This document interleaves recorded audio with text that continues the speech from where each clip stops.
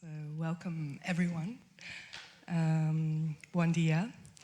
Welcome back to Buck, and everyone who is continuing on from yesterday, and also everyone who is freshly joining us today for today's program. My name is Wietske Maas, and I'm convener of research and publications here at Buck, Basis voor Actuele Kunst. And with a lot of gratitude, I'm really thrilled to be part of this journey to convene together with Marwa Asanius and my incredible Buck colleagues, this project, now the third chapter of Usufructuaries of Earth here at Buck. So the other chapters, as many of you know, there's the exhibition, which will be viewable in the course of the day during the breaks, although it's a little hectic, I think. If any of you have a chance to come back tomorrow to see it with a bit more serenity, highly recommended.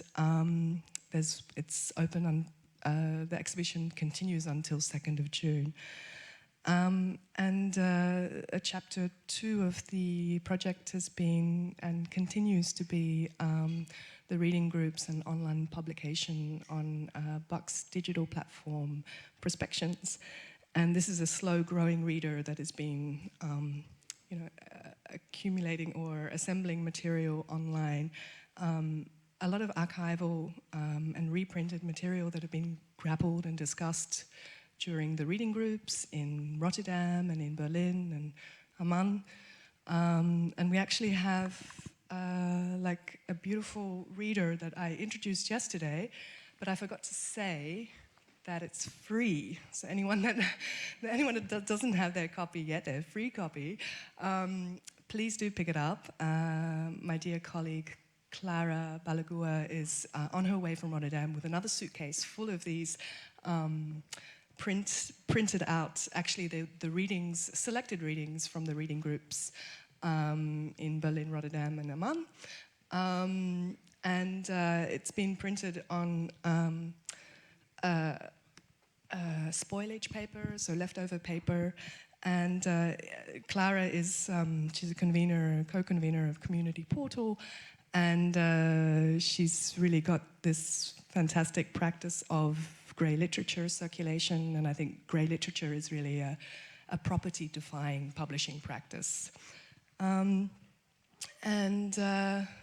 So following, maybe just to get into the program for today, so following on from yesterday's working sessions and the public program in the afternoon, evening, we have a very rich and very compressed public program. There'll be propositions, the 4 propositions, and these are short 20-minute interventions shaped by the 4 collective working sessions that took place yesterday. And they will lay out the questions and the stakes, the vocabularies, the demands of what each of the working session grappled with. And so these propositions and then the plenary conversations that involve more of the people also involved in the working sessions will bring together this multitude of perspectives from farm workers, agroecologists, activist educators, legal scholars, geographers, and of course artists, and all to undo this idiom of the private property form and toward rehearsing a life in common that defies the scripts of dispossession. We also have a sonic interlude, a listening piece by Made You Look. And there is a slight change in the program. We will guide you through this. Marwa and Alexandra and myself are going to try and just, come on stage when necessary, just to introduce the elements, and also we'll be having a very short. I don't have it in front of me now, but we will let you know beforehand. Just because we want to actually put together the listening piece of Made You Look, and followed by the propositions on failing, dreaming, doing, rehearsing abolition. So we will, of course, have breaks and food prepared by the Basic Activist Kitchen, who are crafting culinary delights from food surplus. And there are quantities available also for donation for Sudan Humanitarian and Food Aid Fund. And today's program will also conclude with a collective dinner and drinks and music with vinyls DJ'd by Louise Henderson. So, yeah, it's going to be a nice convivial wrap-up. So just to close here for me now, and really want to get off the stage, but just some housekeeping, but first of all, some thanks, because, just to reiterate, special thanks, I will name a few names now, but to Alexandra Martins Serrano for really holding us together beyond the call of production, so woo! Alejandro Navarrete-Cortes and colleagues of Community Portal for guiding us through the intricacies of language justice. It's been such an wow, yeah.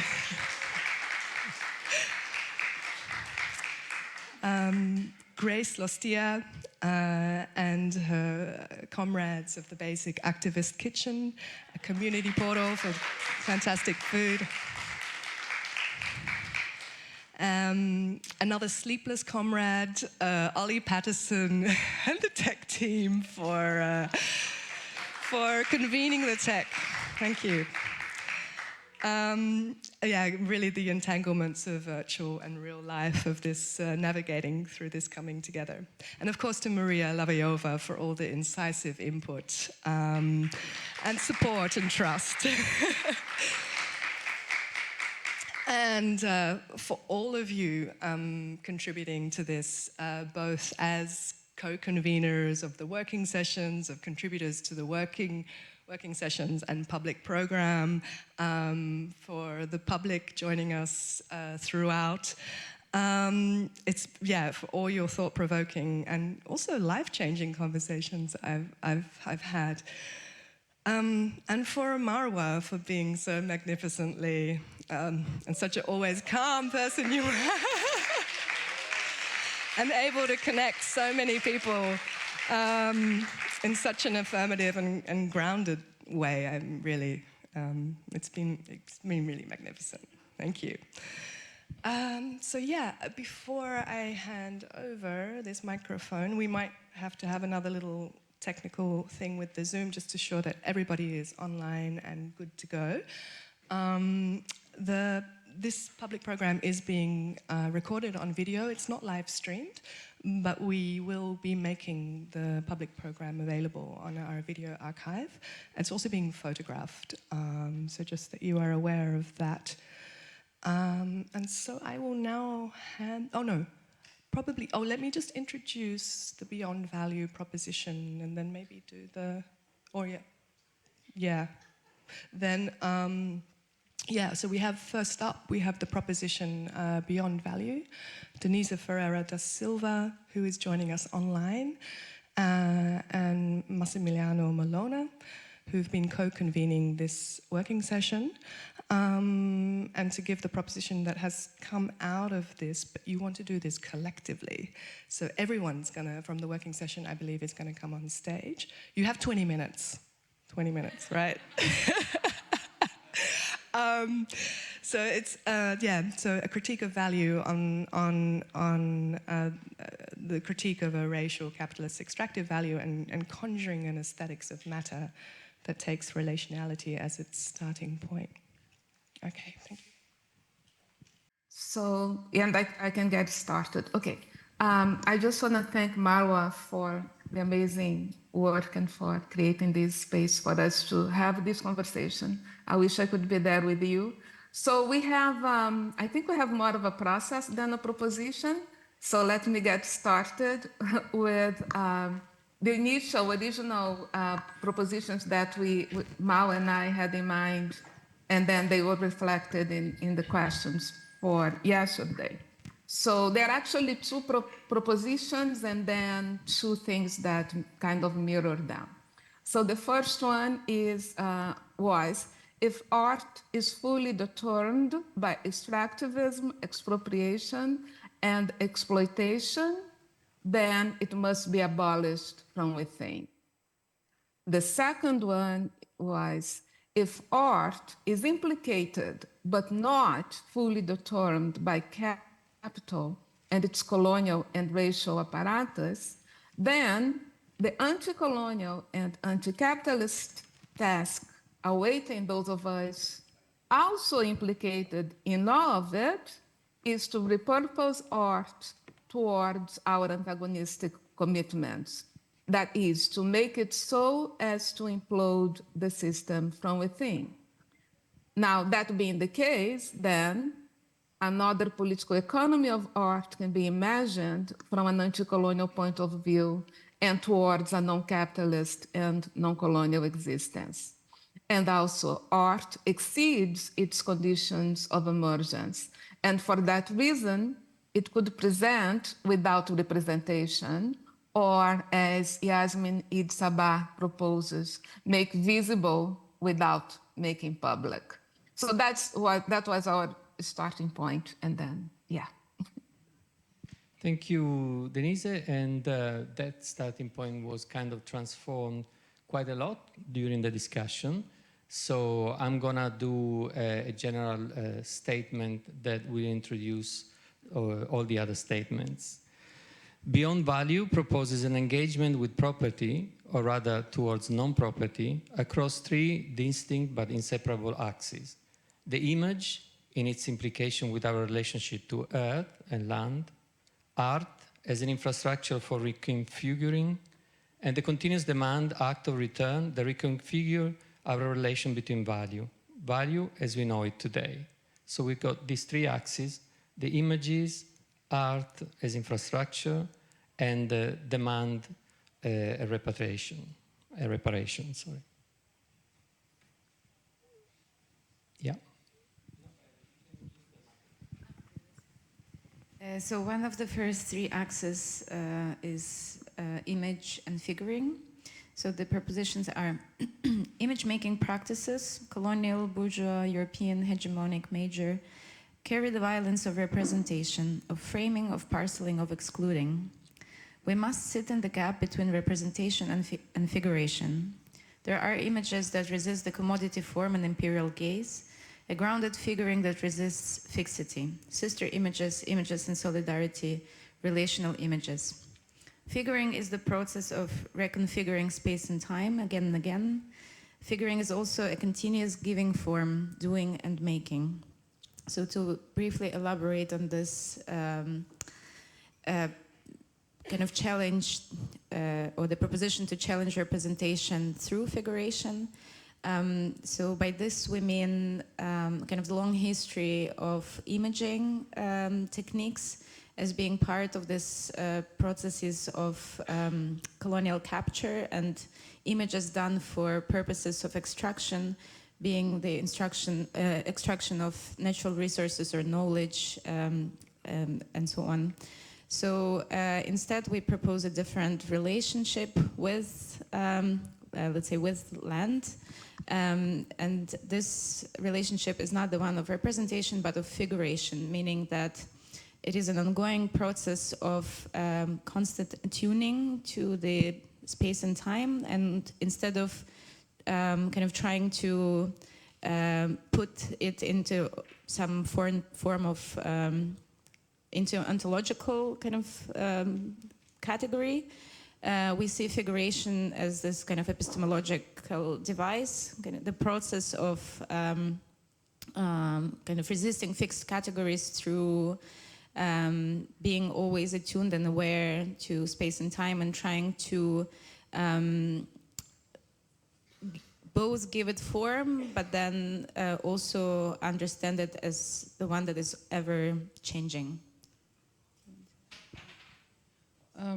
The second point was about art and infrastructure. So this was a bit in response to the original proposition about the question of abolishing art. So we phrased it, abolish not art, capital A, and how we recognize how differently can this be understood, but colonial, bourgeoisie, European, hegemonic, capitalist, artist infrastructure. And we question, can we separate art from the violent conditions of its possibility? And in this, I think it would be fair to say that there were a lot of discussion around what we actually mean when we say art, and how we all acknowledge that there are different worlds of art. And we try to identify what is actually these conditions that we're trying to abolish and that we are against. It came the idea to call it Western, which we found also problematic. It came the idea to call it bourgeoisie, which also brought other problematics. But to say some that we were talking about, it was more about the capitalist economy that art functions within, to talk about the artist as the singular figure, the commodification of art objects and actions, and many other ideas that came to describe this system that we want to abolish while keeping on other qualities. So we had all that discussion, and we thought about, so if we don't, let's say, abolish art, so what can art do? So one of our propositions is that art can stage offerings for a reconfiguration of the connection between utterance of our political desires and ensuring a mode of applicability. This is absolutely not understandable if you're not reading it, as I am. So I'll try to reframe it a little bit. So we think about art that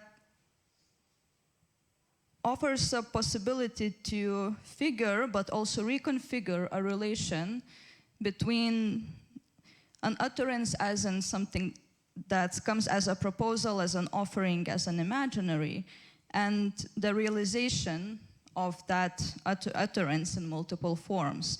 So it's something that can figure our lives, and this is also art as a space of rehearsal. So rehearsal also we of course think about through Ruti's talk yesterday. Rehearsal kind of came up also in our conversations, and we thought how art can be this process of doing in the present, something that allows, I'm trying to remember the words we were saying today about rehearsal, is practice makes perfect, something like that. So we thought about art's role in this process of doing in the present, but also having the possibility to offer towards the future. So this is that between the utterance and between, I don't want to say reality, but maybe I'll use the word just to kind of capture a bit that relation. So art can forge conceptual and visual connections between seemingly disparate phenomena or forms that are in fact connected. So this is where we try to imagine this big role for art if we don't abolish it.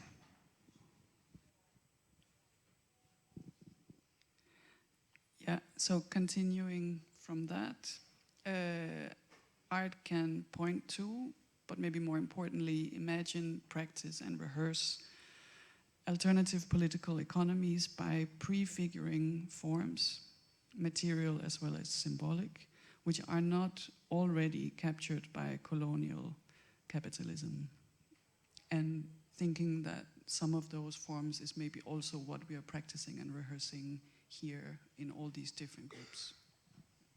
And the last point to add to this, or maybe kind of summarize it or give an overarch to it, that art should be a method for building and connecting different epistemologies that continue to reconfigure relations of time and space.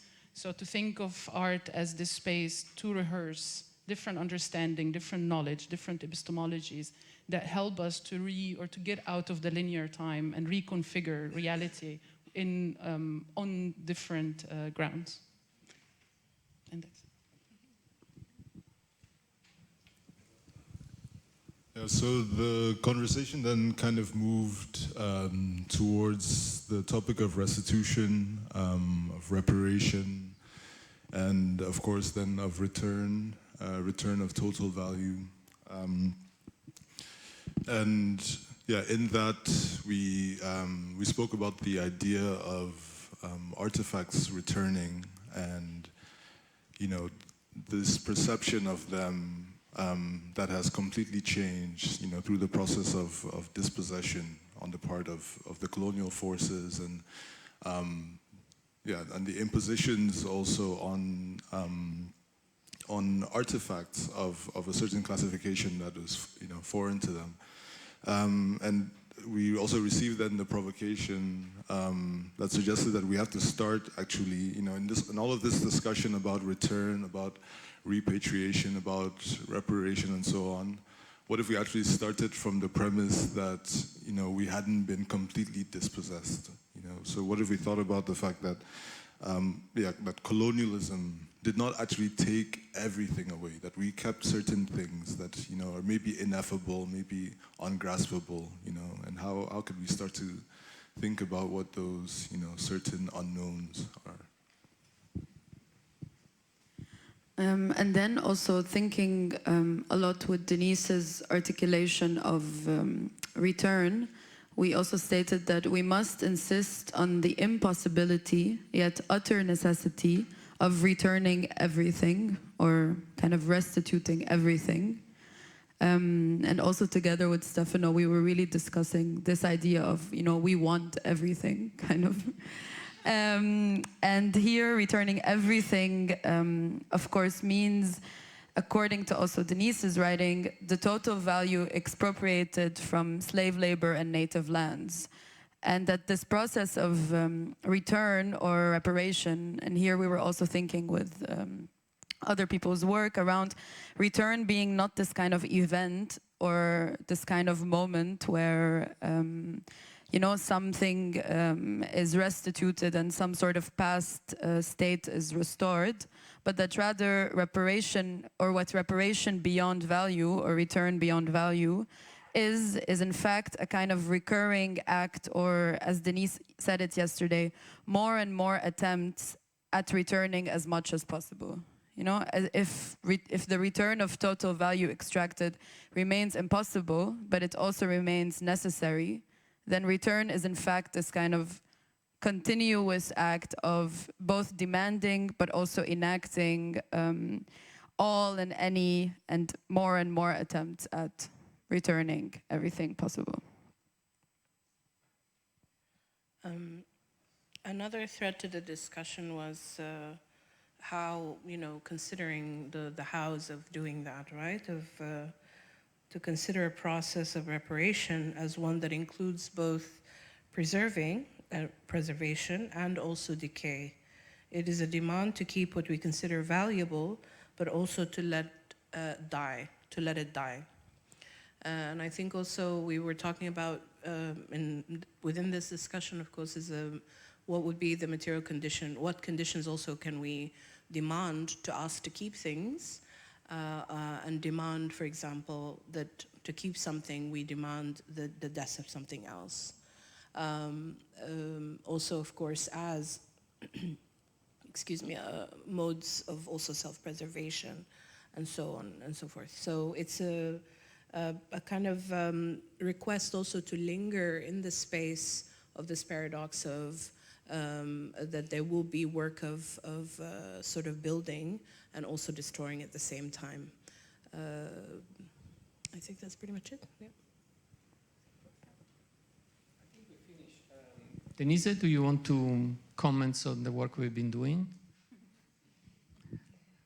this morning and reconfiguring a little bit the propositions? No?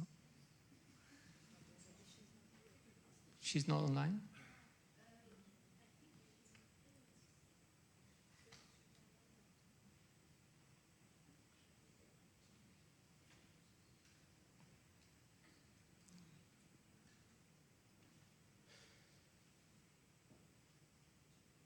Well, I guess we can close it here.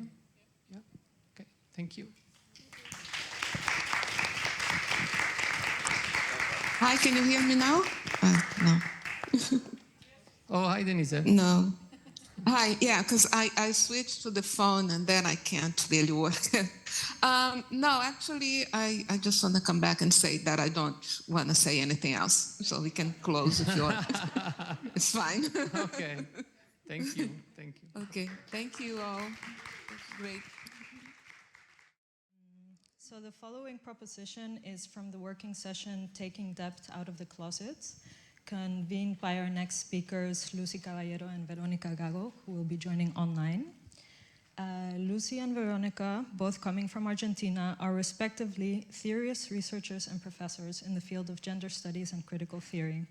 Shaped by their personal and social activist practices that delve into the landscapes of financialization and its gender dimensions, they are the co-authors of the book titled A Feminist Reading of Debt, which has taken as a springboard for their working session yesterday. So, thank you. Gracias. Okay. Para comenzar, no sé si se ve Verónica ahí. Uy.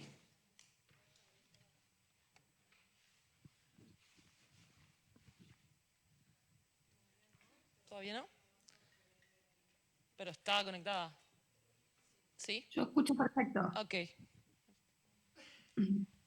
Bueno, primero que nada, no sabíamos que existía como opción hacer una exposición colectiva, que nos hubiera gustado mucho más, porque ayer tuvimos un debate muy enriquecedor.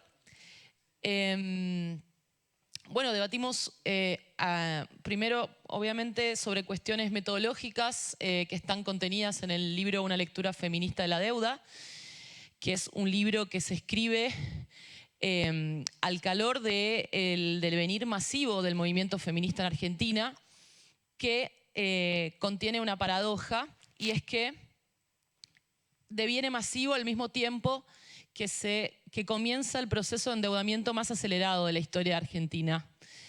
Y en esa simultaneidad, para nosotras hay algo muy importante que es pensar, y es cuál es la relación entre la abstracción financiera y los cuerpos. Eso es algo que estuvimos debatiendo. También la discusión sobre qué significa sostener las luchas. Le voy a pasar la palabra a mi compañera, que va a proponer ella va a decir algunas y yo voy a decir otras proposiciones síntesis de lo que fue la conversación de ayer. Bueno, buenos días. ¿Se escucha? ¿Se escucha bien ahí? Sí. Todos dicen ¿Sí? Bueno.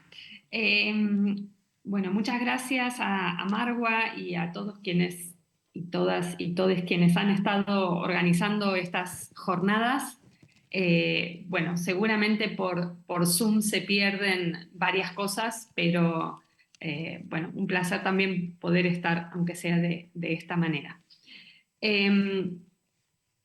También organizamos no solo en 2 proposiciones, sino 6, pero bueno, tal vez como no somos un grupo, está bien que sean algunas más, y por ahí desde el público mismo, quienes estuvieron ayer en el taller pueden intervenir.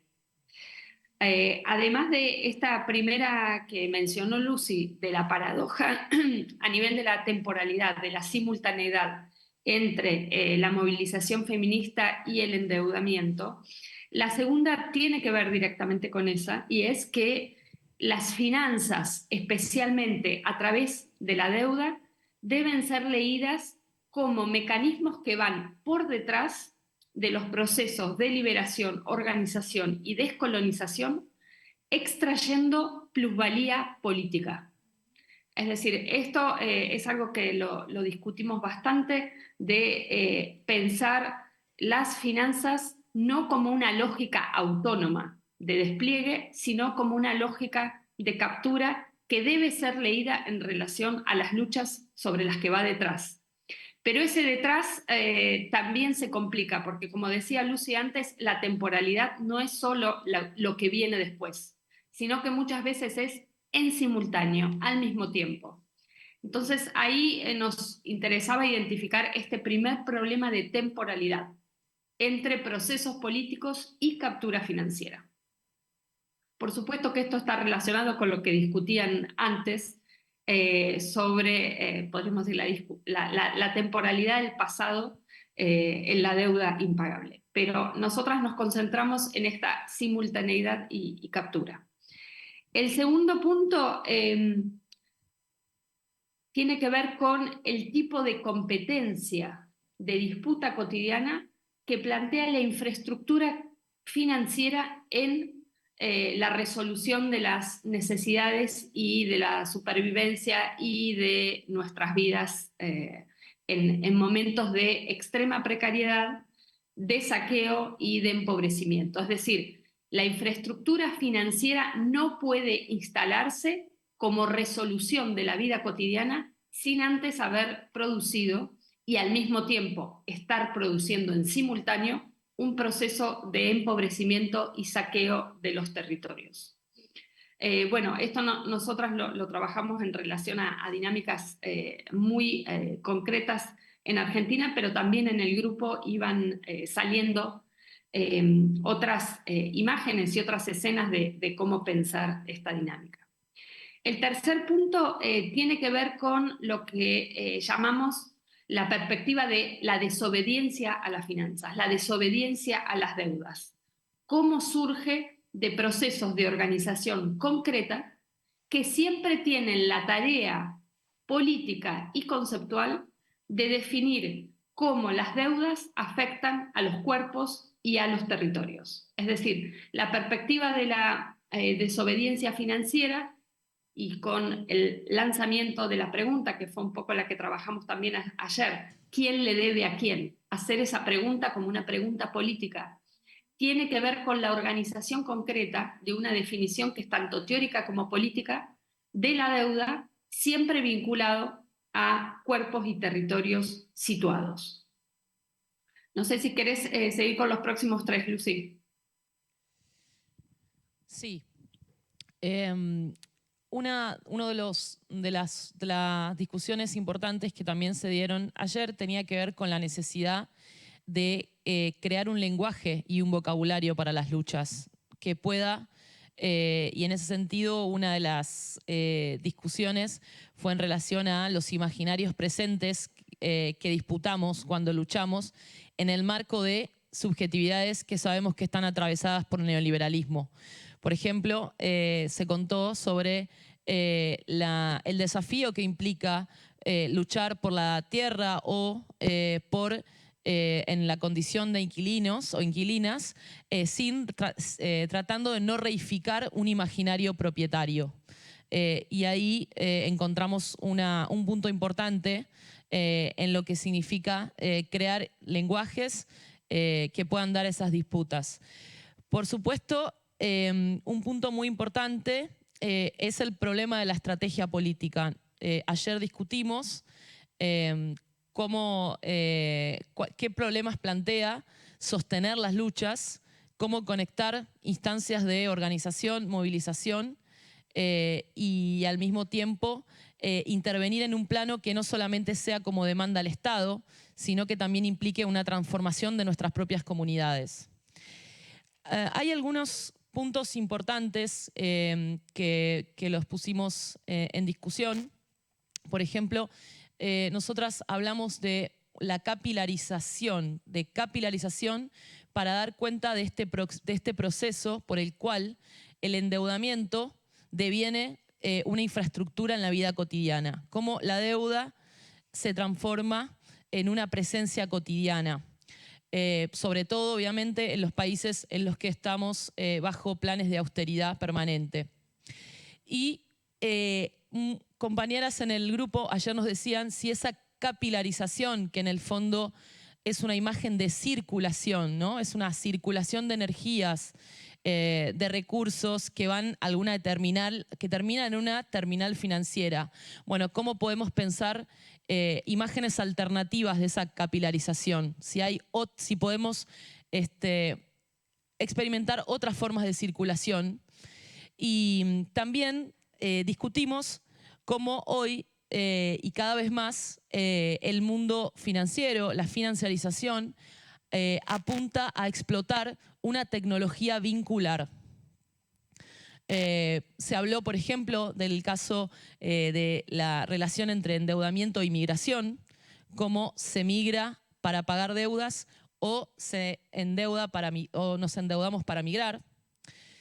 Entonces, el concepto de capilarización, pensado de esta manera, me parece interesante, ¿no? Cómo poder imaginarnos otras formas de circulación. También discutimos como último punto, y creo que es importante, como horizonte político, la discusión entre la reparación o la reapropiación, ¿no? Y que eso también me parece que puede ser un punto interesante para seguir discutiendo entre los dos talleres. Nosotras utilizamos, por ejemplo, el concepto de colonización, no solamente para dar cuenta de cómo el endeudamiento en nuestros países tiene una función colonial, sino también para dar cuenta de cómo las infraestructuras financieras colonizan cada vez más áreas de la reproducción social en un contexto de austeridad. Entonces, creo que avanzar y precisar mejor de qué manera usamos esa palabra, la palabra colonización, puede ser también una discusión para el momento plenario que viene. Desde nuestro punto de vista, es importantísimo tener en cuenta que la producción de este libro, como decíamos, fue en el contexto de una investigación hecha al interior de un proceso político, y ahí nosotras vemos un primer gesto de desobediencia, ¿no? Discutir en términos de conflicto el mundo financiero, que en general es un mundo masculinizado, es un mundo que es pura monopolio de los economistas neoliberales, tratar de crear un vocabulario desde las luchas y sobre todo hacernos estas preguntas, ¿no? De con qué cuerpos y territorios se paga la deuda, para nosotras es importante. Creo que en este sentido parte de la discusión entonces giró giró en torno a no solamente a comprender la dinámica de esta colonización financiera de la reproducción social, sino también a tratar de establecer una relación con los procesos de lucha y los procesos en los cuales esa dominación se pone en crisis. Finalmente creo que eso podrían ser algunos aportes a discutir después. No sé si vos querés agregar algo, Vero.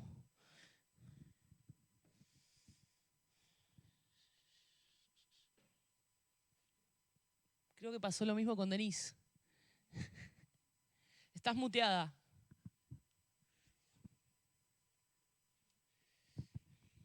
A ver. Ahí. Le voy a avisar. Estás muteada. ¿Que no puede abrirlo? ¿Y será que hay que...?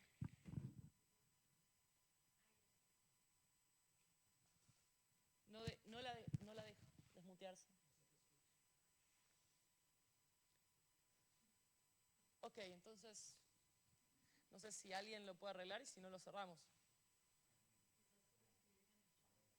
Es que hay algo que hay que autorizar desde acá, porque a ella no la deja desmutearse. Habla, Vero.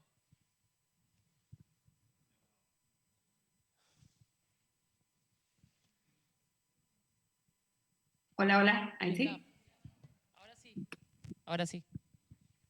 No, solo decir que tal vez nos excedimos con las proposiciones, que son como 6, y que tal vez alguien del taller de ayer quiera comentar o decir algo más que agregar nosotras alguna otra.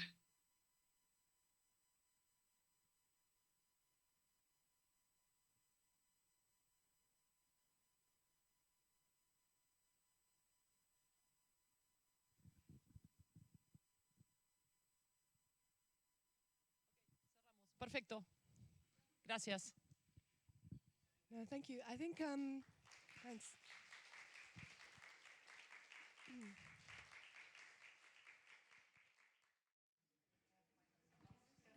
Yeah, so we're just waiting for Lucy to get her translation fixed. So just a moment.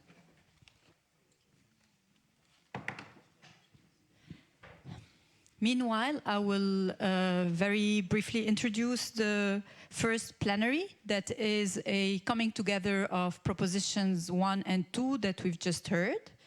And the plenary will be moderated by Lama Khatib and Iliada Halalambous, and will be also participating to this plenary Lucy Cavallero, Clara Balaguer, Mao, Massimiliano, Mollona, Ola Hassanain, that were all taking part in the previous working sessions, taking debt out of the closet and beyond value. So, yeah.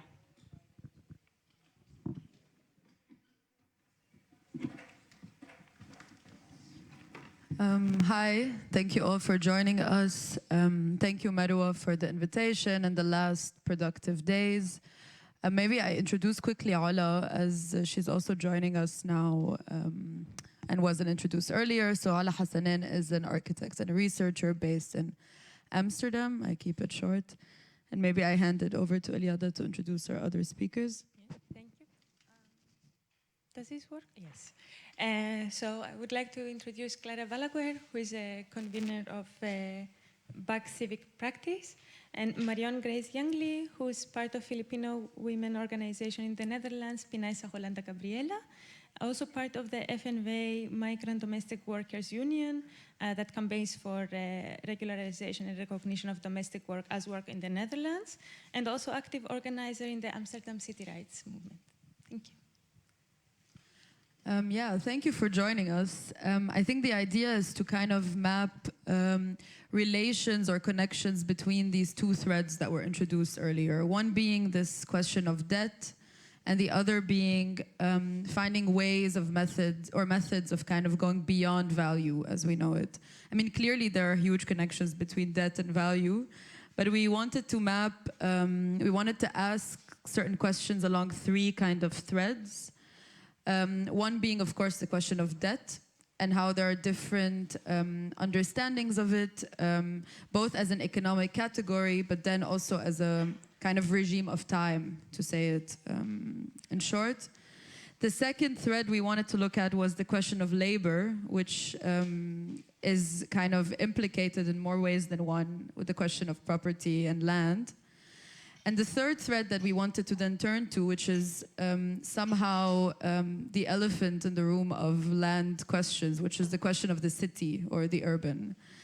But before I proceed with these, we wanted to respond also a little bit to the 2 presentations that happened before and pick up first on the threads that Lucy kind of left for us at the end of the presentation. And maybe I start from there, and I open it also to everyone to comment on. One being this distinction that Lucy, you raised between reparation and reappropriation, and what is kind of a productive space between these 2 methodologies. And I also raise it here in connection to other terms that have appeared along the way in our working process, which include restitution, repair, a return, you know, and how these also function as different but connected methods. And then the second point I would like us to pick up on, which I think you also wanted to kind of continue the conversation around, is this 2 aspects, 2 ways you think of colonization and the financial. One being that debt or financial infrastructures are a continuation or an inheritance of the histories of colonialism, but also that finance today colonizes our social life or colonizes the present. So maybe I can leave it there as these kind of first impulses. If you want to expand a bit, Lucy, on what you said before, if others want to also share from their position on these 2 ideas.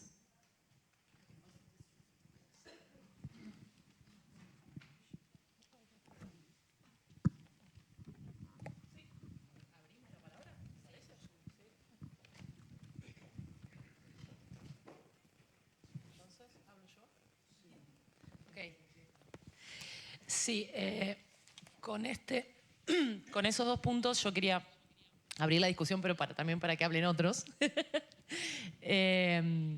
sobre un punto, la discusión de qué hacer con esa deuda, ¿no? Que obviamente la imagen de qué hacemos con esa deuda también depende de cómo pensemos que es la deuda y si existe o no existe una forma de generar un horizonte político en relación a, nosotras, por ejemplo, hicimos un trabajo político basadas en la idea de invertir la carga de la deuda, ¿no? Que quizás está más cerca de lo que se entiende como reapropiación. Por eso uno de los libros se llama ¿Quién le debe a quién? Porque trabajamos al interior de las asambleas feministas con trabajadoras informales o trabajadoras donde claramente sus salarios estaban devaluados por el pago de la deuda, empezando a hacer un trabajo político poniendo en evidencia qué es lo que se le debe a esas trabajadoras, qué es lo que el Estado le debe a esas trabajadoras y no lo que nosotros le debemos a los acreedores, ¿no? Lo mismo se puede pensar con la lucha por el acceso a los servicios públicos, la lucha por el acceso a la tierra. Son formas en que hacemos el camino contrario del despojo neoliberal, ¿no? Nos reapropiamos de una riqueza que ya producimos. Y en ese sentido yo le abro la discusión a ver cuál es el contrapunto con la idea de reparación, porque yo claramente quisiera escuchar a otras personas para pensar esa relación. Con respecto al segundo punto, también me parece importante. La idea de colonización, no solamente la deuda es lo que perpetúa la forma colonial en nuestros países, sino que también nosotras usamos ese término para dar cuenta del modo en el cual las finanzas extraen valor de áreas cada vez más amplias de la vida, ¿no? Colonizando esa realidad cotidiana, esa colonización de la reproducción social. Abro la palabra. You want to say something? Yeah, I want to say something, but do you want to say something? Should we rock, paper, scissors? You go. Okay, thank you. I wanted to, thinking about restitution, reparation, also the other decolonial are repatriation. These are all actions that depend on the capitulation of the colonizer. It waits for the permission of the colonizer, the capitulation, the admitting that they did a wrong that needs to be repaid. And while all these things are well and good, and we need to fight for these structural allowances and these structural symbols, actually, of, was it Ruth Wilson Gilmore who said yesterday that to change abolition, what was the amazing quote? Yeah, you have to change one thing, which is everything. I can't deliver it with the same, Yes, but I've been thinking a lot about remittance. Remittance as like something that is within the hands of the once colonized or the still colonized, depending on the political structure that you happen to exist in.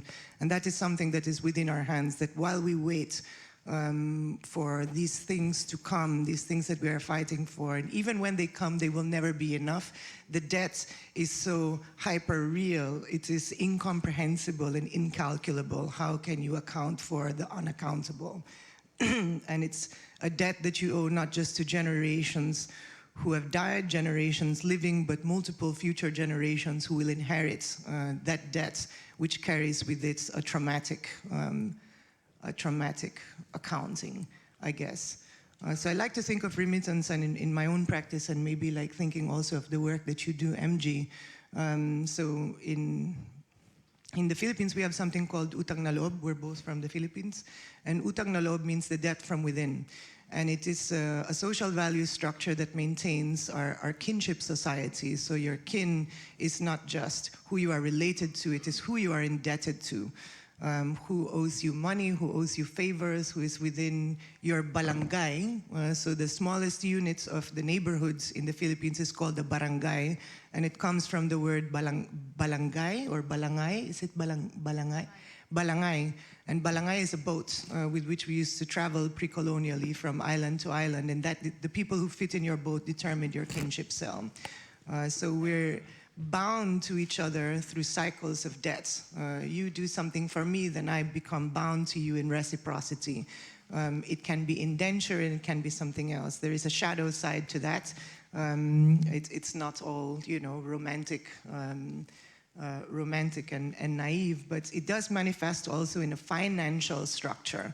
And it has like financial implications, especially for women who become the mobile units of the family, the ones who are able to get the working visa, go abroad, supplement care systems abroad that become deficient, and those women then, men also, but mostly women if I'm not mistaken, then they become the ones who have to remit money back home to repay the debt to their balangay.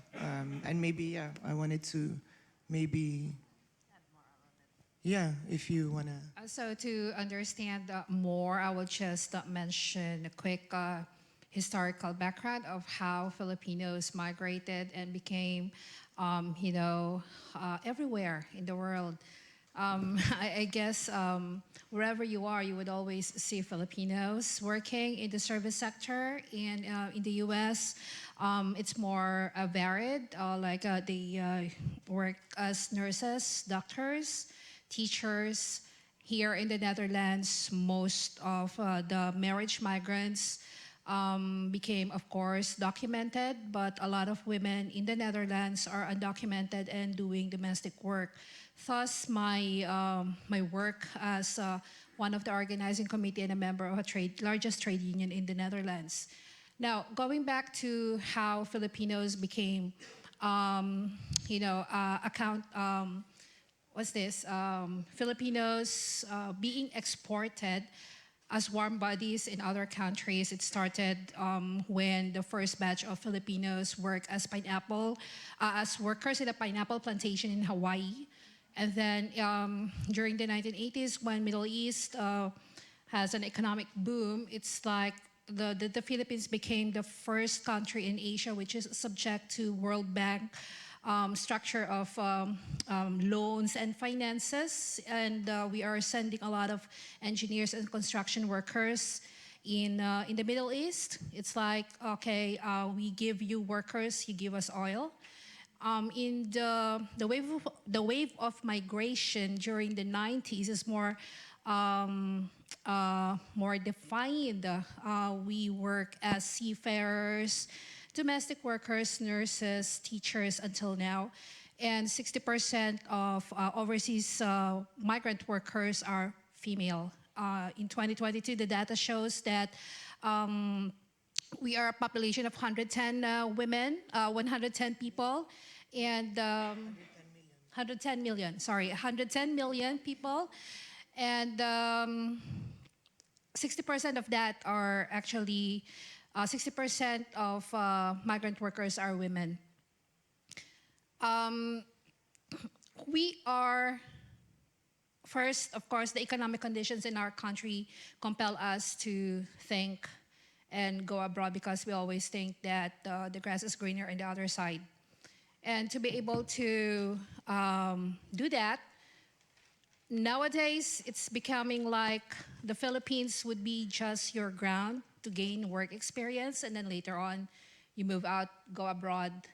But to be able to do that, if you don't have enough money, usually the agencies, which is privatized actually, would be the mode wherein a Filipino could apply and work abroad, because this is the government's way of saying or showing that it doesn't really want to take accountability and responsibility to create jobs for its own citizens.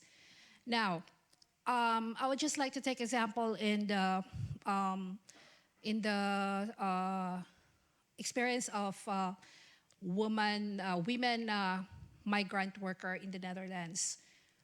a lot of Filipinos, especially the younger generation, work here as an au pair, although they are not defined as a workforce because au pair technically is for cultural exchange, but they are doing domestic work.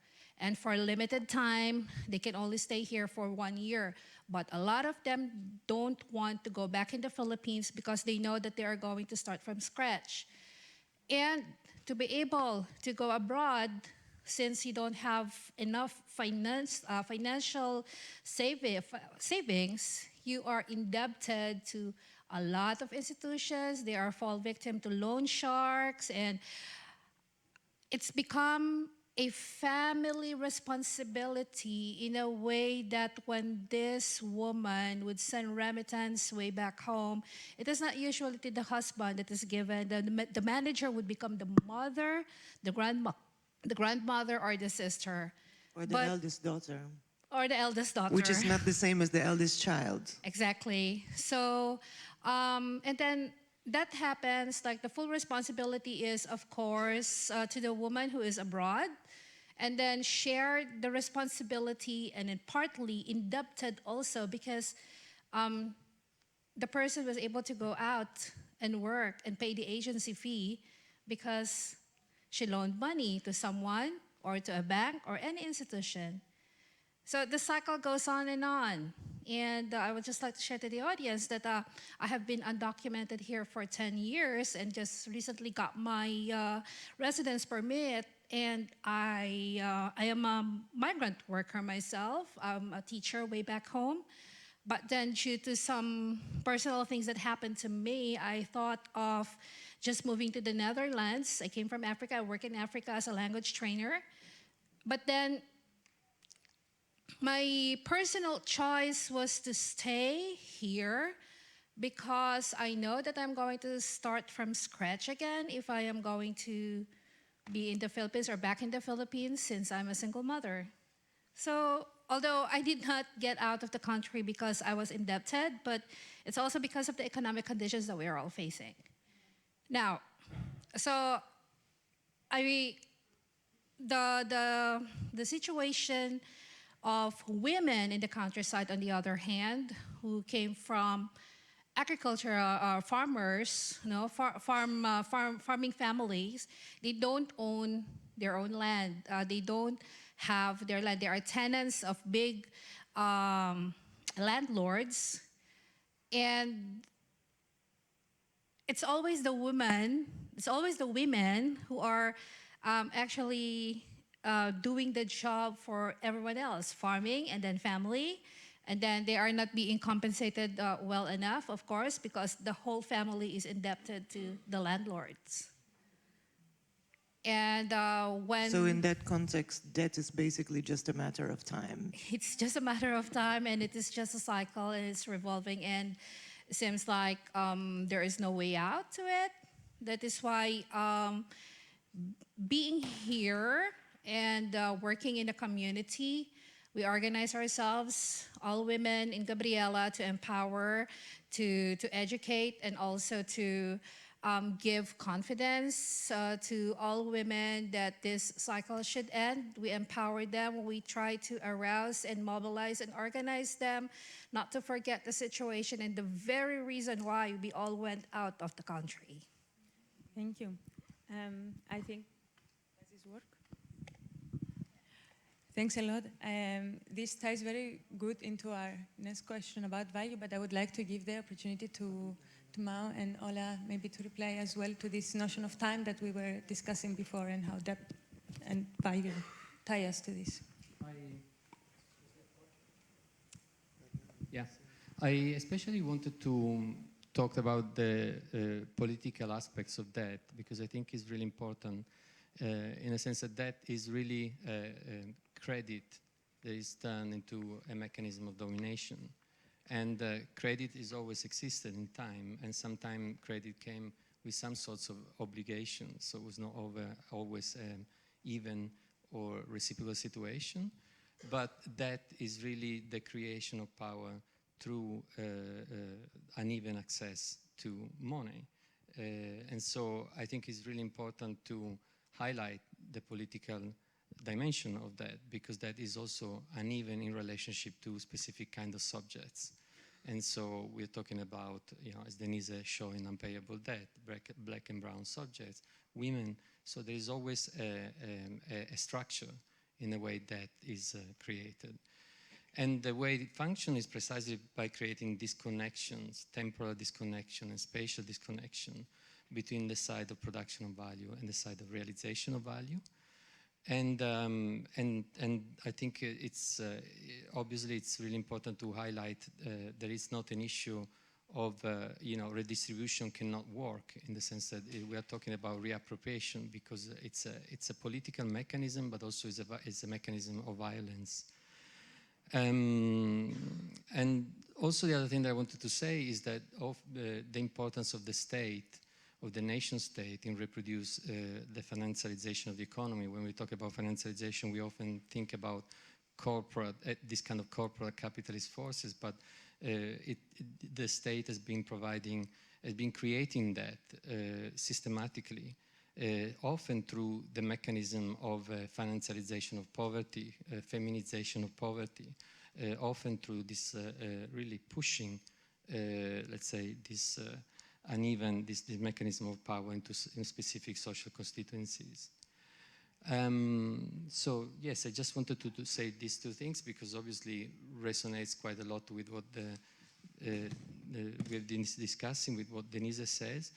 But also, I wanted also to talk about the importance of never forget that both economics and law are just constructs that we have created in a specific historical geographical context. And so very often legal notion of restitution, or even this emphasis on the law, I think it's quite superfluous, in the sense we know that the law that the West is trying to impose on the Global South is a law that is not recognized. It's just violence that works. And so reappropriation to me feels like a better discussion, also in relationship to what we did, in relationship to finance and the violence of finance. I think, I'm glad that it also came down to kind of a connection to time, right? That also in the question of imagining reparation, how can that be applied to a notion of time? Because also what we are dealing with also is that some geographies and black and brown lives are in a state of suspension, right? And there's an inherent kind of demand within the system for others to wait while things get better, or to sort of deal with certain promises that are carried with theories of change, and so on and so forth. So for me, this waiting is a kind of circuit of value that shore up notions like, for example, endurance and strength, and a lot of the language also used within movements, resistance movements, and labor movements, that. But I would like to, we would like to live well while we're waiting, for things to change, and not actually it be a scene of survival. So there's a kind of necessity there to also read this imposed state of suspension as a circuit of value that is really part and parcel of how also people, it dictates people's movement from one location to another, but of course making it impossible also for life to move on, so for people to also dislocate themselves from these also extractive mechanisms, right? So that, things can also, there is also space and free time to imagine things differently, right? Yeah, I think that's kind of, when I try to think about reparation, I always try to push this idea of time, because it's very hard to imagine living outside of that, and it's the financial, of course, structure itself has encapsulated and captured every aspect of time, we live to work, to make money, to live, you know, and it's a little confusing sometimes. I also wanted to, there is another connection when I was listening to Lucy talking before, which is obviously the connection with the body and finance and the body. And I say that because it resonates with what we were discussing in our workshop. How, you know, it's difficult for us to exit some kind of commodity form or form of imagination that reproduce the commodity form. And we often feel that we are subjects in a way that are lacking of something, and that, you know, we have to catch up with something. We feel in debt morally. And so the importance of the imagination, as well of the kind of prefiguring as you live, different ways of thinking about yourself as a subject. So I think we discussed this in relationship to also art. I maybe wanted to add also this aspect of like that it can be very tricky also to think, of course, of reparation through time, also because of what has also been mentioned earlier about what the tools also, of course, that we've inherited that harness, you know, they are harnessing time itself. But also, of course, that it exploits. And I wanted to read like a bit here from a text by Charles Davis, where he mentions that the forms of unwaged work through which individuals meet their daily needs for food, shelter, and care, and raise a new generation to take their place. Today's social reproduction must be understood in a much broader sense than reproductive or domestic labor. It denotes the production of all the forms of social cooperation on which capitalist accumulation depends, as capital continuously seeks to harness all of life to its time, space, rhythms, purpose, and values. And I think, yeah, I'll maybe stop there. Yeah, I think this is actually a kind of perfect segue to the next point. I mean, also we really spoke about labor already, but I think maybe we can dig a bit deeper into this conception of labor and the role that labor plays between the generation of value, but also then the capture of property, or the capture of bodies, lands, and histories also into property. And I bring it up here also because a lot of the work we were also looking at in the last days was also thinking with Denise here about the ways in which the category of labor, as we've come to understand it, is exclusionary of certain forms of value generation. So at one side, actually, labor is a kind of helpful terminology and helpful, you know, political unit to understand the ways in which we live and work, etc.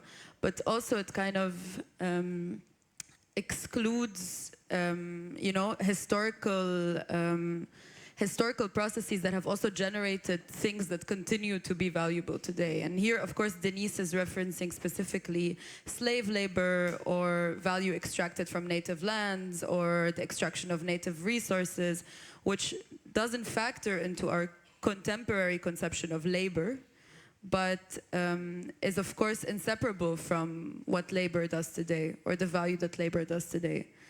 And maybe I pass it on to Eliada if you want to continue also on this question. Yeah, maybe just like a complementary question to this is like if you could speak a little bit on this process of certain denying of value from certain bodies, certain territories. Yeah, and certain labors on the side of capital, but also sometimes what happens with it, our spaces between comrades as we internalize these processes or these narratives of capital. How can we combat that, and what would be, let's say, the role of social movements together with perhaps a tactical alliance with labor unions in order to subvert these narratives? For whoever likes to respond to both of them. Could you repeat the question? The second one. I think it was a big one, wasn't it? It was a big one, yeah, I'm sorry.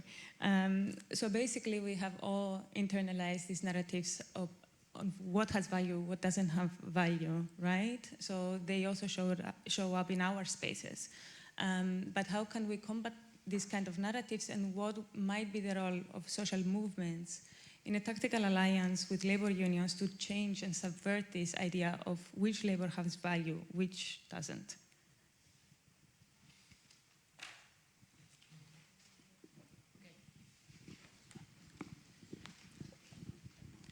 Bueno,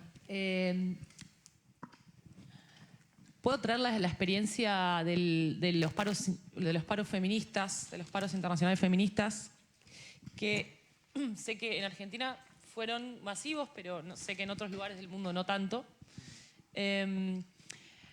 Pero primero me parece importante porque yo además soy del colectivo Ni Una Menos, un colectivo que empezó generando grandes manifestaciones en oposición a la violencia por razones de género, y a los 2 años pudimos empezar a discutir la necesidad de hacer un paro feminista. Y eso fue muy importante porque ha permitido, de alguna manera, correr el eje de la discusión. Es decir, no solo somos potenciales víctimas de violencia, sino que además somos productoras de valor, ¿no? Ahí hubo un desplazamiento muy importante en una parte de la población, ¿no? Que se puso a partir de la propuesta de hacer un paro, pero un paro que pudiera incluir todas las realidades laborales, sobre todo los trabajos más devaluados, los trabajos feminizados, los trabajos racializados. Entonces fue importante la alianza entre el feminismo y el sindicalismo, pero no de una manera tradicional, sino usar al feminismo de modo tal de poner en primer lugar la agenda del trabajo menos valorado, ¿no? Como subvertir la agenda sindical y al mismo tiempo subvertir la agenda feminista por un feminismo de clase. Y creo que hay una tarea fundamental del feminismo y del antirracismo de surcir, coser las diferencias al interior de la clase trabajadora. Sobre esas diferencias es que avanza la ultraderecha. Entonces necesitamos generar, para mí es muy importante el rol del feminismo en esas alianzas entre trabajadoras, poniendo primero las demandas de las trabajadoras que no tienen derechos. Y creo que la mejor forma de demostrar que producimos valor es dejando de hacer. Maybe I would, I agree. Like I agree, I support, I resonate. And at the same time, I keep thinking that the way that we talk about debt is from a hyper-masculinized, hyper-Europeanized financial system. And these are words that you said yesterday, actually. You said it is difficult to have conversations with bodies other than men when talking about debt, because they're also the ones that talk about and determine many things, one of which is when resistances or have failed. And in the same way, I feel like when we talk about things such as feminism, things such as Marxism, socialism, these are all like Western constructs, Western systems that don't really apply wholesale to other territories. And when I'm thinking about what can movements do, what role do resistances have, I always think about the personal toll on a personal scale. Maybe it's interesting to have this political dimension, but yeah, the personal scale is the implementation of the political. And one of the questions that we wrote down yesterday was how to sustain, nurture, and feed these movements, how to translate theory into interventions. In other words, how do we act together so that we honor our debts to each other so that we can resist? And again, I go back to this idea of how difficult it is. Another thing we wrote down from yesterday is that when you're in resistance, what are the conditions for the reproduction of our struggles? It is a war against time. It is time, meaning our availability and our exhaustion. So I wonder, like, not so much what can we do? What is our role? It's like, how can we actually be mindful of the debts that we have to each other? And often what I see is a lot of, we also talked about how it's easy to, oh yeah, you know, to fight against the dominant, easy, okay, easy, quote unquote. I'm more prepared to fight a dominant structure, a dominant narrative. I have my ammunition for that. But then when the oppression, the usury, the emotional usury comes from those who would be your allies, those who are in bodies that you would think would know how to honor these debts, when those are the people that are exacting too much of a cost, that is when I am left with no recourse and I am left breathless. And like what we said, yeah, I think the end of what I said yesterday was, I know who I'm fighting against, but I often don't know who I'm fighting with. So I think it's like strategies that, I don't know what our role is in each of our struggles, but maybe what I'm really more concerned with is how do we sustain, how do we nurture, how do we feed each other? Because without that repayment of each other's, or reciprocity of each other's time and availability and energy, then yeah, the movements, I won't say fail, because we already said that it's usually men who determine when resistances fail, but when they falter, and when people fall by the wayside.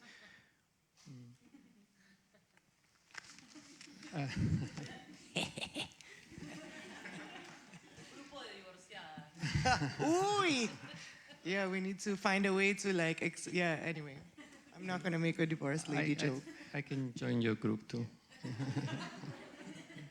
No, I wanted to say that I think that what you said together, I think it's quite not exclusive, in the sense that I think that there is at a structural level, I think it's very important to recognize that capitalism reproduces itself through non-capitalist relationship.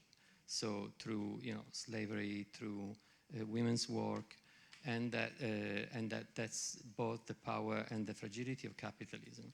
And I think that's the Niuna Menos idea of the feminist strike is precisely relevant, because you block this mechanism in a very transversal way. That is to say, through all this action and gesture and resources that are incorporated in the process of value creation, or capitalist value creation. But then there is also the personal level. I mean, I'm thinking also about Brazil, where I've been working, where the black movement was really catalyzing in various historical times, from the quilombos to the anti-dictatorship movement, cross-sectionally different, you know, labor movements, feminist movement, precisely because there was this awareness of how important was, you know, slave labor for Brazilian society, even in the 70s, even today. But then there is also the personal aspect that I think is really important. Like it's really difficult to appreciate how, on the biopolitical level, it's very difficult to stand up for ourselves. It's very difficult to stop the mechanism, and so yeah. I think it also might be necessary. I mean, this came up also, of course, in our workshop, with regards to like the how of.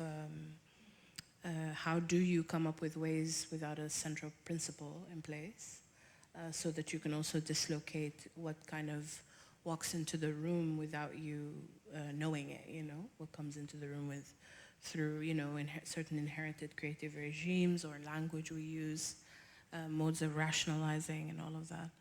I feel that we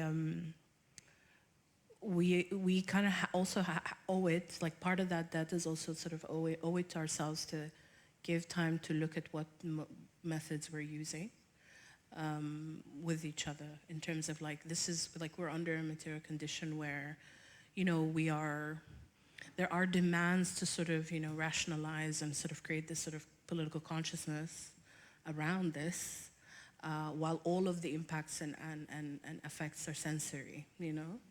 And I feel like there has to be a way, like, to really cultivate with that, you know, the sensory impacts.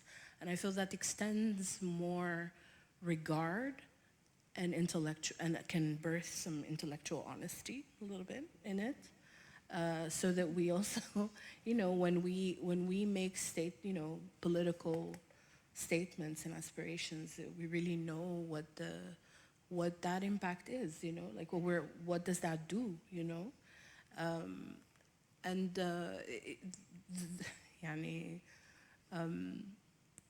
I think there's something, and I don't mean it to sound really doom and gloom, but there's something about, like thought and thinking in the sort of political realm that rings like it's kind of doomed, and that there has to be other ways that are much more sensitive to the sort of, to the sensory aspect, that might actually be useful,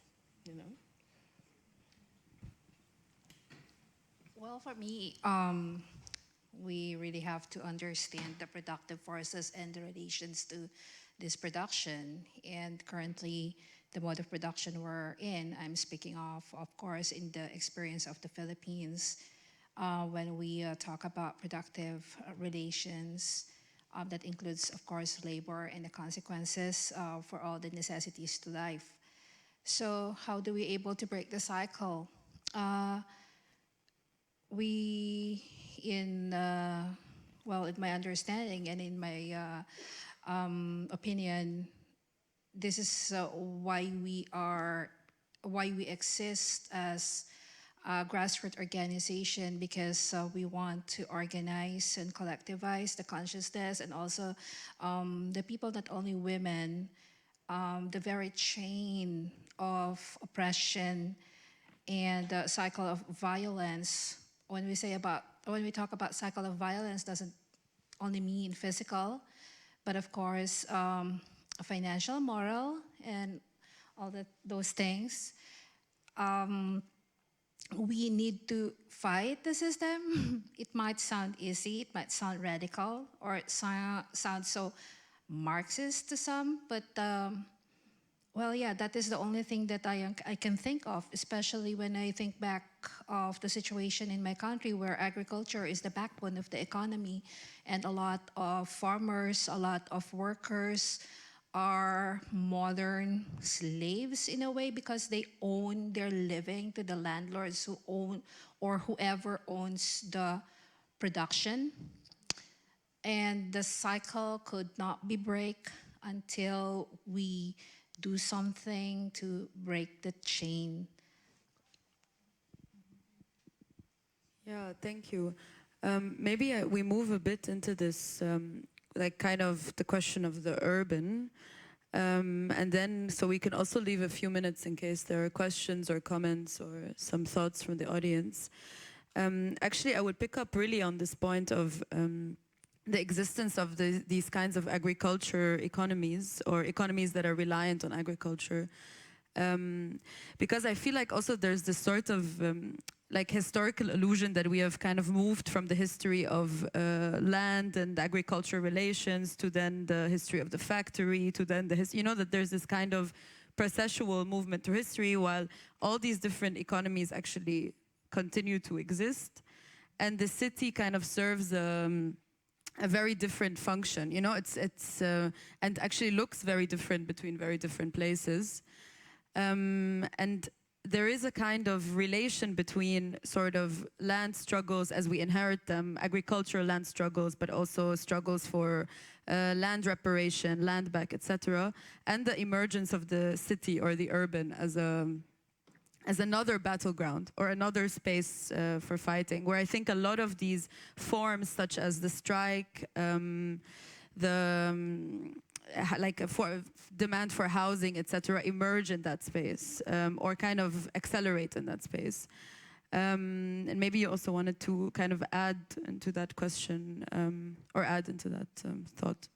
Yeah, well, I was thinking that perhaps maybe, I hope this is not reductionary, but I was thinking that the land struggles, and perhaps as a translation to the urban setting, we could think of the fight for decent housing, and And in that sense, I would like to offer the question of, as we think of the commons as a potential proposition for land struggles, how could we think in the urban context, what would that ideology look like that would encourage a different form of architecture or a different form of living together in social reproduction?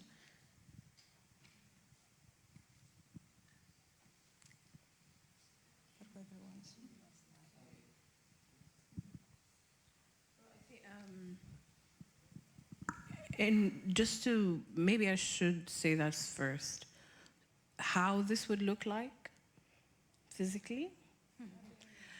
That is the $1,000,000 question of how this would look like, because there, cities have, they are an enclosure and operate as sort of also kind of a bigger spatial organization that's able to also suspend time for others. And also within that suspension of time, it becomes really difficult to, of course, also negotiate the idea of ownership outside. Because if things were, let's say, kind of ideal, I would assume majority of people won't be in cities, at least in its current build form, in its current spatial logic, right? People would go to where it's cheaper, where it's maybe bigger spaces, and so on and so forth. One thing that, especially in relation to the housing cooperatives and also just the push for access to housing, is that it's always a kind of a big ask from the state to revise its tenancy law to actually open up who can co-own with it, these plots of land, right? And for how long are they allowed to stay? Because, even looking at the work of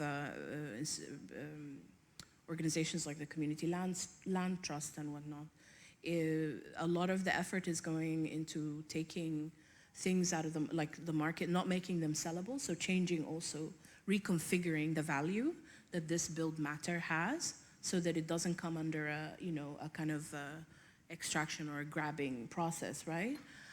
But of course, the bigger one is that how long are people allowed to stay within the urban? So there's something also about the urban that is quite, again, quite like a circuit of flow of things that also drags with it its function, drags with it its demographic, who gets to inhabit, and of course always troubles the question of habitability, How can we inhabit something that is, this always cyclic in nature, suspends time in the sense that not many people can kind of accumulate things in this process. Not many people can stay with leases that are kind of absolute. There's always a time limit to things. What does this all mean? And so this is why it always makes it very, very difficult to answer the question of how does this manifest materially. And I think that's why also, for example, with Denise's figuration process, it's an interesting preposition, because it also kind of brings it back to sort of body, right? And not this, synthesized thing that we are forced to sort of deal with, and kind of also our ecology develops from that. I guess my answer is I don't know. I just wanted to, just a reflection that there are different geographies, obviously, and I'm thinking that there is a tradition of urban occupation, of urban commons that's been very strong in Europe, Spain, in Italy. That definitely is a tradition that is a moment that is gone, in the sense that there was this moment of especially cultural worker occupying spaces in relationship, with support from the municipality, from museums, but that period is probably gone.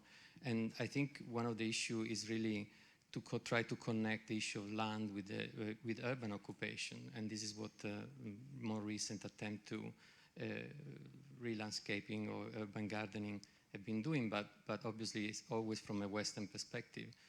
From the perspective of the geography of the global South is very different. I mean, obviously these are urban developments that are like, I'm talking about Brazil, where obviously there are favelas that are created around spaces of Western modernity, of Western development, and these are spaces where people don't know how to, don't have work, and so they just have to reproduce themselves and to reinvent communities.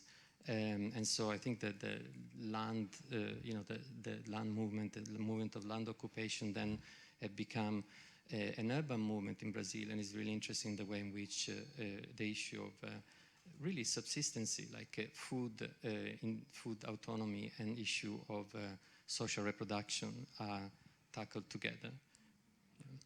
I mean, I think the question, it's a bit abstract for me. So I will, but I do have an abstract thought around it.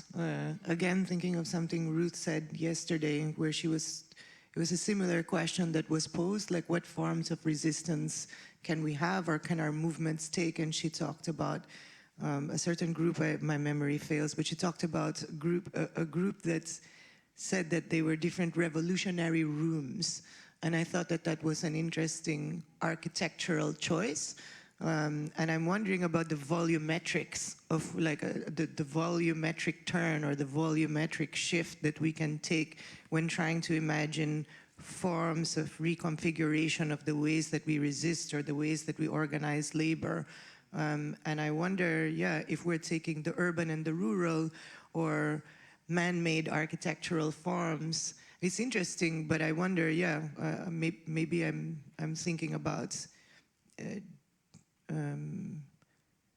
like more in terms of like volumes of geography, archipelagic forms of resistance, communication, sustenance.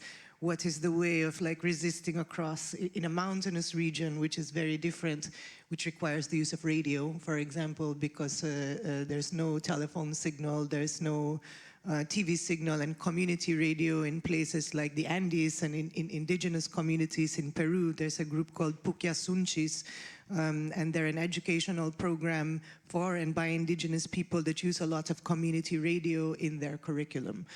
Because of the particular geography of the Andes. And because, yeah, Peru is very mountainous, then popular radio, like a broad FM radio is still a very popular and very listened to media. So maybe I'm, yeah, wondering if like we can think of, thinking of Earth itself, yeah, what is a, when we talk about waves of like people coming to a barricade, we talk, yeah, I don't know, maybe I'm thinking abstractly more in these Earth-like terrains, archipelagos, mountains, oceanic forms of resistance, and we are in the flatland, and that has also a particular kind of like way of linking to itself and building itself out of crises, which, whatever I may think about it, I mean, you gotta give it to them. They're good at building themselves out of a crisis. So yeah, that's my abstract thought.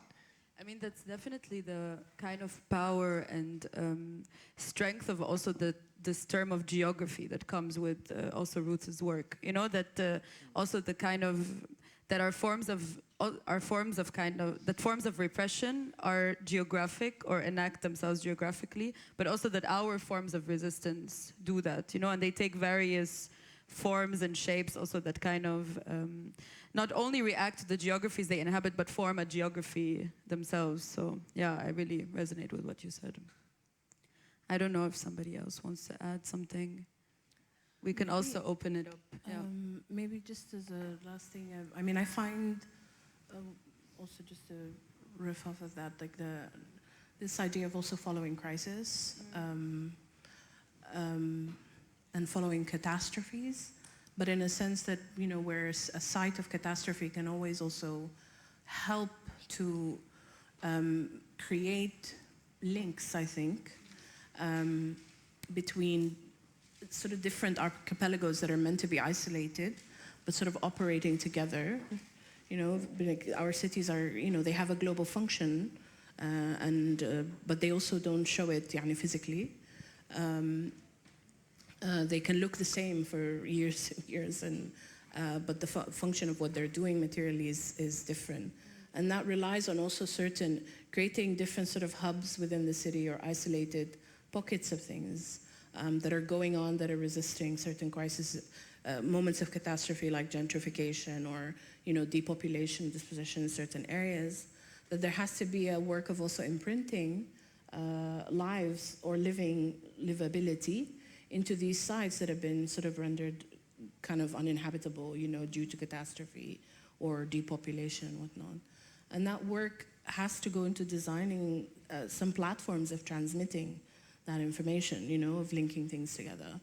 And this links maybe to also what we had mentioned about what art can do, is set these stages for rehearsing what that could be, like scripting what this could be, and what actually gets transmitted in these spaces.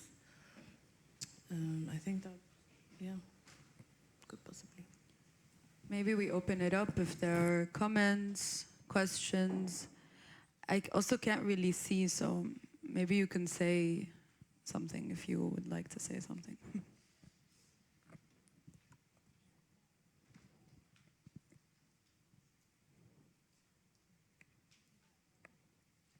Could also just be a thought, random thought.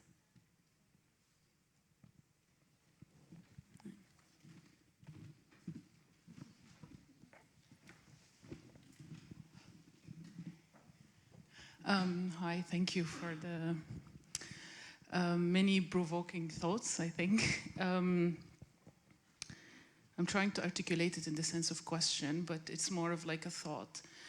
So when you're talking about debt, it got me a lot to remember David Graeber's idea about debt and how the whole relation of exchange, or how he reads the history of economy all built on debt. And the first moment that allowed actual exchange and relation between different labors was through debt. And this also brought me to what Clara was talking about, and this idea of the social debt also, right? So debt as a way to connect to different people, like being indebted to each other, and a way of building communities. And that brought me to ask the question, when does debt becomes the problem? And it seems to me when I'm thinking is it the problem, is the idea itself of debt, or the structures that allows or that makes debt unpayable? So when there is like different relations of power that prohibit the debt to be, prohibit any particular groups to accumulate enough to pay the debt, that's when it becomes a problem. And I wanted to connect it with our group conversation with Denise reading about unpayable debt. Sorry, I'm connecting many things in my head, but then it brought me back to this idea of unpayable debt that comes from history of colonialism and slavery. So we have the unpayable debt of the colonizer that never paid this debt, and it allowed to accumulate to a point that it's almost problematic of thinking how to be paid. And on the other side, we have other structures that prohibit groups to accumulate so that they can pay debt.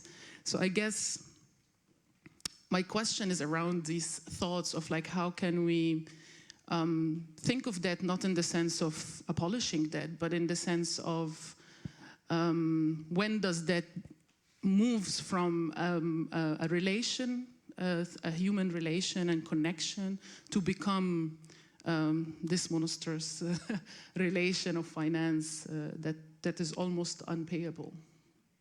I don't know if this makes sense, but it was a quick thought. I have a thought in, not in response, but with you.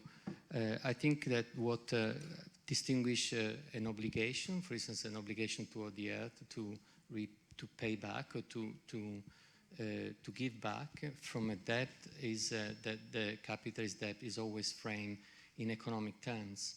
So it's a violence of the abstraction of the economic component or the material component from the social relations that make capitalist debt violent. And so we have this complete erasure of social relations. But it's really nice what you said, because in fact, even a gift is an obligation to return. So the obligation per se is not the violent part, is really the way in which we have turned through bourgeois economics, the obligation in just an economic, let's say, thought or an economic relation.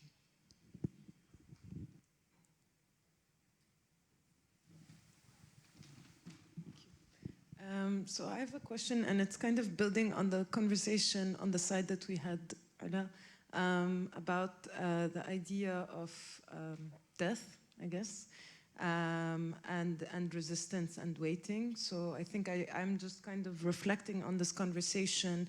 There is a question, but I just kind of need to get my thoughts. And I think what we were speaking about is more the idea that there are certain contexts, geographies and lands that are susceptible to some of the most extreme forms of mechanical violence. And we talked about this a lot yesterday.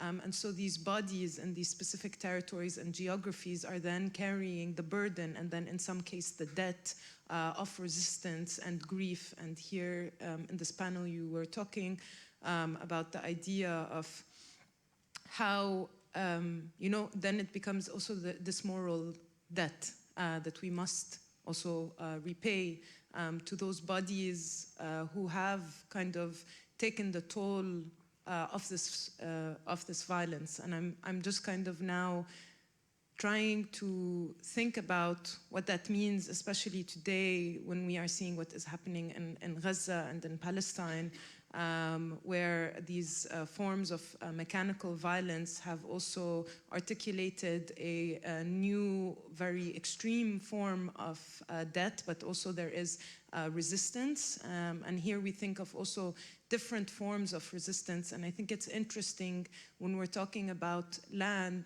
not only are we talking about forms of resistance that are materializing on the earth, atop the earth, but also below the earth.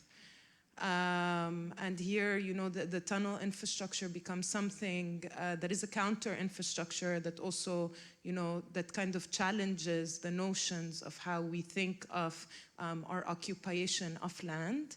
And I think my final interjection here is that when we think of the Palestinian resistance or any form of resistance, when you were talking about the archipelago and the mountains, but also the utilization of the mountains in the 70s by the Palestinians as caves, for example, which is, again, you know, it is not atop the earth or an actual physical occupation that makes you visible, but it is kind of, you know, these different infrastructures that happen beneath and hidden, and kind of tying back into this idea of being visible but without being public.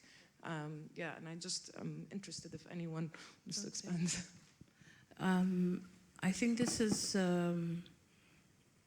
kind of the difficulty of it, is that it's not just us who are implicated in this violent system, right? Or we're not, the elements of the earth also have been implicated in bearing ruin for people, right? And that sometimes, of course, they are appropriated to uphold that system, and then they can, you know, devastate people who inhabit that area. I think this has been a question on my mind also in relation to the work I'm doing, because I'm looking at what my family has inherited as people who resided within the Jazeera scheme, which was one of the biggest agricultural projects in Africa, introduced in the Anglo-Egyptian rule. And they were people who worked that land and bought a plot of land within their agricultural scheme and lived in it. But I firmly believe that the moment they signed ownership to that plot of land was actually kind of the thing that sealed the deal, that uninhabitability has been the sort of condition that they are going to have to exist in. And I say this because the village where my grandmother's house is now the soil, or the surface of the soil, has been jeopardized due to water seeping through ever since the inception of the project. And this water is, of course, coming from a very dense network of irrigation, climate change, so many different factors that are, of course, all man-made and, of course, all brought in through, this kind of, industrial era, right? This migrating all of Europe's industrial sort of mechanisms into bigger, larger, inflated scales in Africa. And what happened is that, within the human ecology had developed, there was already sort of certain relations established linking people to water, right? Within Sufi practice, within, a lot of things. And that's why when I, think about, for example, the questions of reparation and debt, I always wonder, I'm just like, whom, and we brought this up a lot in the working sessions, is like, whom are we talking to, and who will we be dislocating these mechanisms of extracting value from, because it is really an entire climate of it, right? It's a whole, ecosystem. Sometimes it's this climate of catastrophe. At least that's how I use the term in the work I do. And I have been thinking, like, how can we repair, for example, our relation to water in that region so that people can live, so that it doesn't bear ruin and houses don't fall apart and start cracking.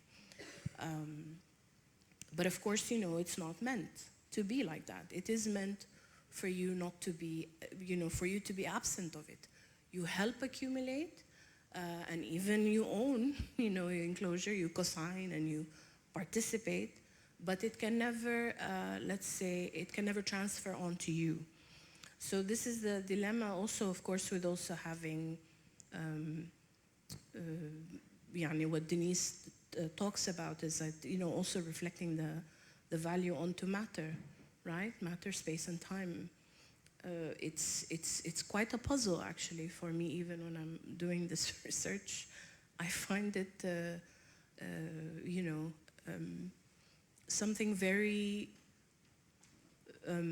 confusing, because you've lived, you've spent a generation in a certain area, right? So there is this aspect of time, but it doesn't register, right? It has no bearing on, capacity to reflect certain aspirations for one's future, but also for it not to hold, let's say, what you've accumulated also as rituals of habitability and livability and whatnot. So it is a dilemma, really. And I'd like to sort of figure out what these connections are. That's why I also think it's important to follow those sites of catastrophe and try to do the work of imprinting livability into the way of connecting them. So the relationality, really establish new modes of relationality. I wouldn't say new, but like configure something that is able to give way for livability. Because life did happen in that period, even if it doesn't register, right, like that. It did happen, so it's quite difficult, actually, to reconcile with that. Yeah. Maybe I just say one short thing also to Aya. I think there was something also in the visual that Brenna showed yesterday of this kind of imposed buildings onto this space, this destroyed Gaza, which I think really kind of stands in very stark opposition to the kind of image of digging a tunnel with a spoon, for example. You know, and I think that is also a relation to precisely geography that is, as you describe it, you know, the movement of bodies as a kind of oceanic movement, like that these kinds of images are ones that uphold the geographic in a very, very different way, or uphold the spatial in a very different way. Yeah, just wanted to say that. Thank you all. I think these are really good reflections and things that we have to stay with. I really hate to do this, but I'm afraid that we have to close this session since we ran over time some time ago. But thank you all for your reflections, and thank you also for the questions.